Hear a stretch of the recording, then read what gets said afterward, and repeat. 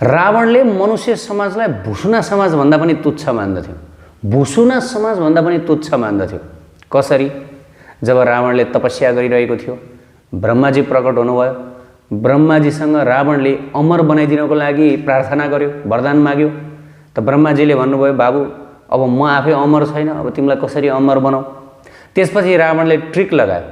उसले ब्रह्माजीलाई लिस्ट प्रस्तुत गर्यो कि त्यसो भए हे ब्रह्माजी, मलाई देवताहरूले नमारुन्, मलाई नागहरूले नमारुन्, मलाई गन्धर्वहरूले मार्न नसकुन्, मलाई यसले मार्न नसकुन्, उसले मार्न नसकुन् भनेर जति पनि लोकका वासीहरू छ ती सम्पूर्ण समाजको नाम लियो। अनि मनुष्य खोइ त, उसको लिस्टमा मनुष्य छुटेको रहेछ। रावण मनुष्यसँग मलाई के को डर? मनुष्य त भुसुना हो नि, भुसुनासँग मलाई डर। यसलाई कसरी बुझ्नुपर्छ भन्दाखेरि जस्तै हामीहरू, मलाई बाघले नमारोस्, मलाई चितुवाले नमारोस्, मलाई हात्तीले नमारोस्, अनि भुसुनाले पनि मलाई केही गर्न सक्छ? हो, यस प्रकार रावणले जानी मनुष्यको नाम उल्लेख गरेन, किनभने ऊ मनुष्य समाजलाई यति घृणा गर्दथ्यो हैन। ऊ भुसुना भन्दा पनि तुच्छ नीच मान्दथ्यो मनुष्य समाजलाई। हेर्नुहोस्, जबकि रावण राक्षस समाजको, यहाँबाट के बुझ्नुपर्छ भन्दाखेरि राक्षस समाज, हामी राक्षस भनेर कराउँछौँ नि, गाली गर्छौँ नि होइन, कसैलाई कस्तो राक्षस जस्तो भन्छौँ नि होइन। तर राक्षस समाजले पनि मनुष्य समाजलाई गन्दैन रहेछ। ल, मनुष्य समाज त्यति हीन, त्यति नीच समाज हो मनुष्य समाज। राक्षस समाजले पनि मन नपराउने होइन। रावणले आफ्नो लिस्टमा मनुष्य समाजलाई नै के गरिदियो? आउट गरिदियो।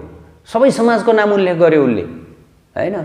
तर उसले मनुष्य समाज होइन, मनुष्यलाई उसले आफ्नो लिस्टमै राख्न चाहँदैन थियो होइन। त अहिले मानिसहरू भने चाहिँ घमण्ड गर्दछन्, है हामी मनुष्यहरू, हामी ह्युम्यानहरू हो होइन।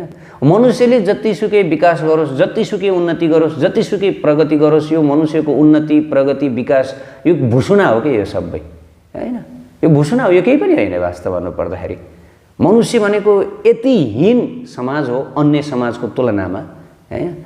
तर पनि शास्त्रमा किन मनुष्य समाजको अर्थात् मानव योनिको यति गुणगान गाइएको छ होइन। मानव जीवन एकदम बहुमूल्य छ भनिएको छ। यो किन भन्दा मानव जीवनमै भगवत प्राप्ति हुन सक्दछ। अरू जीवनमा भगवत प्राप्ति दुर्लभ छ, तर मानव जीवनमा सुलभ छ। त्यस कारणले गर्दाखेरि हैन, यदि कोही मनुष्य भएर जन्मियो भनेदेखि उसले भगवान राधा कृष्णलाई सजिलैसँग प्राप्त गर्न सक्दछ, भजन गरेको खण्डमा, भक्ति गरेको खण्डमा हैन। त यदि कसैले मनुष्य जीवन प्राप्त गरेर पनि भगवानलाई प्राप्त गर्न चाहँदैन, भजन गर्न चाहँदैन जीवनमा भनेदेखि त्यो मनुष्य समाज भनेको त बरु भुसुना समाज ठिक छ। मनुष्य समाज बेकार छ हैन, बेकार छ। यो मनुष्य जीवन बेकार छ। यो जिउनु र मर्नुमा केही फरक छैन के। त्यसैले त शास्त्रमा बताइयो, मनुष्य जन्म पाइया राधा कृष्ण ना भजिया, जानिया सुनिया विष खाइनु। यदि मनुष्य जीवन पाएर राधा कृष्णको नाम यदि कसैले भजेन भनेदेखि उसले जानी बुझी घट घट घट विष पिइरहेको छ, घट घट विष खाइरहेको छ हैन। शास्त्रमा बकाइदा बताइएको छ। त्यसकारण मानव चोला दुर्लभ चोला हो, यति महत्त्वपूर्ण चोला हो। अन्यथा अरू दृष्टिकोणले, अरू कुराले, भौतिक दृष्टिले मानव चोला जस्तो गए गुज्रेको चोला अरू केही पनि होइन। हामी देख्न सक्छौँ हाम्रो समाजमा मानवको स्वभाव, मानवको व्यवहार, मानवको चिन्तन, मानवको सोच कतिसम्म घटिया, कतिसम्म गिरिएको छ हैन। त्यतिकै राक्षस समाजले मनुष्य समाजलाई हेप्ने होइन नि, एकदमै हेपिएको समाज हो मनुष्य समाज है। तर पनि त्यो रावणको बुद्धि रहेनछ। त्यसलाई थाहा रहेनछ कि भगवानको वास्तविक स्वरूप नै मनुष्याकृत छ। हामी राधा कृष्णको स्वरूप देख्छौँ नि, के छ उहाँको? मनुष्याकृत छ। वेदमा पनि बताइएको छ भगवानको स्वरूप मनुष्याकृत छ हैन। त भगवान मनुष्य रूपमा आउनुभयो, श्रीरामको रूपमा आउनुभयो र त्यसपछि आएर भगवानले वध गरिदिनु भयो। हेर्नुहोस् है, किनभने भगवान त बहुत बुद्धिमान हुनुहुन्छ। भलै असुरहरू, राक्षसहरू एकदम आफूले आफूलाई बुद्धिमान सोच्दछन् हैन। ब्रह्माजीलाई पनि मैले ठगेँ भनेर सोच्दछन्। हिरण्यकशिपुले पनि त्यही सोचेको थियो।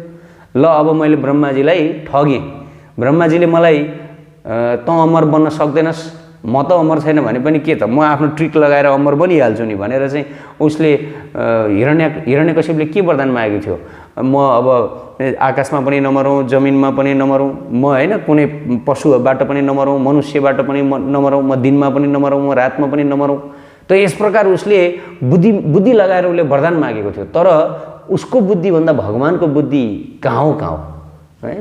भगवान यदि भगवानले चाहनुहुन्छ भने जसरी पनि जस्तोसुकै बुद्धिमानलाई पनि नष्ट गरिदिन सक्नुहुन्छ कि संसारमा। किन भन्दा भगवानभन्दा बुद्धिमान कोही पनि छैन, भगवानभन्दा धूर्त पनि कोही पनि छैन। कसैले आफूलाई ल म धूर्त भएँ, अब म धूर्त्याइमा भगवानभन्दा पनि अब्बल भएँ भनेर सोच्ला, भगवानभन्दा बुद्धिमान पनि कोही छैन र भगवानभन्दा धूर्त पनि कोही पनि छैन होइन। भगवानभन्दा सुन्दर पनि कोही पनि छैन, भगवानभन्दा शक्तिशाली पनि कोही पनि छैन। हरेक कुरामा भगवान टप होइन। यदि कसैले धुर्त्याइ गर्दछ भने त्यो धुर्त्याइमा पनि भगवान टप। कुनै पनि कुरामा भगवानलाई टप गर्न सकिन्न। त आजकल मनुष्यहरू आफूलाई बडो ठुलो मान्दछन्। हामीले के नगर्यौँ, हामीले सारा संसारमा हामीले विश्व कीर्तिमान राख्यौँ, विश्वलाई जित्यौँ भनेर मनुष्यले सोच्दछ। अरे केही जित्या छैन, भुसुना हो, केही पनि होइन। रावणको नजरमा त भुसुना हो मनुष्य समाज है। त भगवानले के गर्नुभयो, भगवान मनुष्य रूपमा आउनुभयो। भगवान मनुष्य रूपमा आउनु पर्दैन, भगवानको वास्तविक स्वरूप नै मनुष्य हो। र त्यसपछि आएर रावणको अहङ्कार तहस नहस गरिदिनु भयो, रावणको वध गरिदिनु भयो। हेर्नुहोस् है। त यसबाट हामीहरूले के बुझ्नुपर्छ भने मनुष्य जीवनको एकमात्र उद्देश्य हो कसरी भगवानलाई प्राप्त गर्ने, कसरी मैले भगवानलाई प्राप्त गर्न सक्दछु, यो मात्रै हो मनुष्य जीवनको एकमात्र लक्ष्य।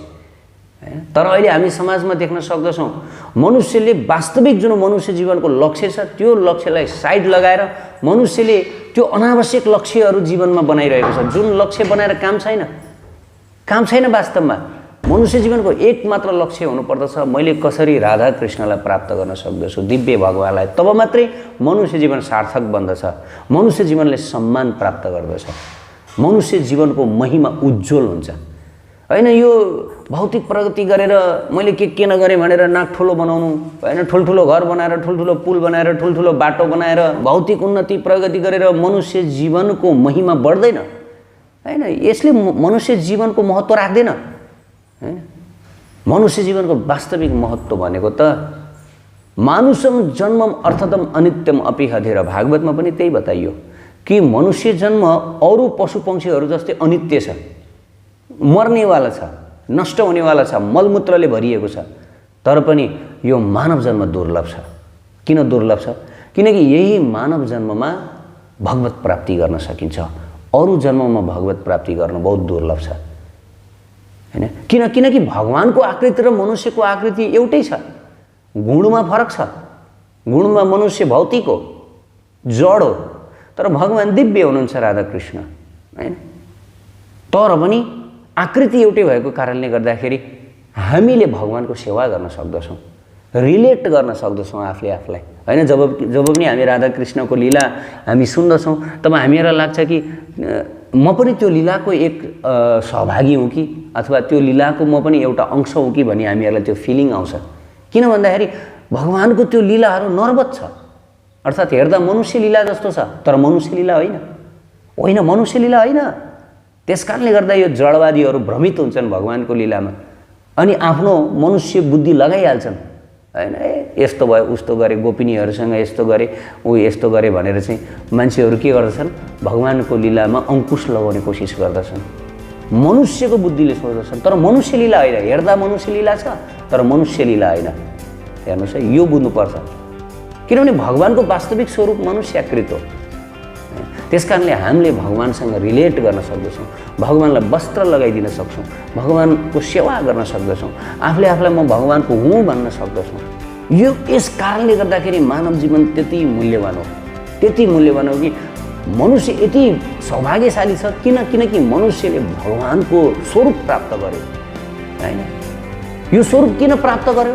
किनकि यही स्वरूपबाट अब उसले भगवान राधा कृष्णलाई प्राप्त गर्न सक्दछ, यही स्वरूपबाट। यो त बडा ठुलो सौभाग्य हो।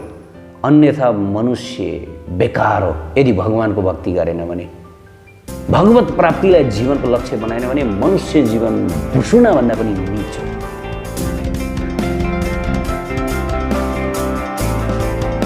उत्कृष्ट आध्यात्मिक जानकारीहरूका लागि नेपालकै पहिलो शुद्ध आध्यात्मिक च्यानल टिभी लजिकल कृष्णलाई सब्स्क्राइब गर्न नभुल्नुहोला र हरेक अपडेट्सका लागि यो बेल आइकन पनि दबाइदिनुहोला।